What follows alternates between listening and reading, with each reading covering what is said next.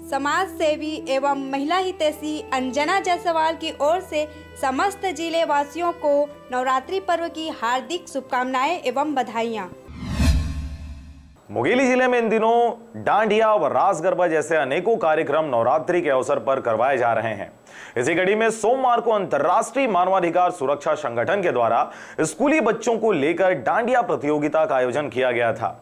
जिले के पुनीत होटल में आयोजित इस कार्यक्रम में 50 से भी ज्यादा स्कूली बच्चों ने ग्रुप के माध्यम से पार्टिसिपेट किया। कार्यक्रम में मुख्य अतिथि के रूप में अंतर्राष्ट्रीय मानवाधिकार सुरक्षा संगठन की कानूनी सलाहकार लीना अग्रहरी एवं जिले के वरिष्ठ पत्रकार सुशील पाठक उपस्थित रहे।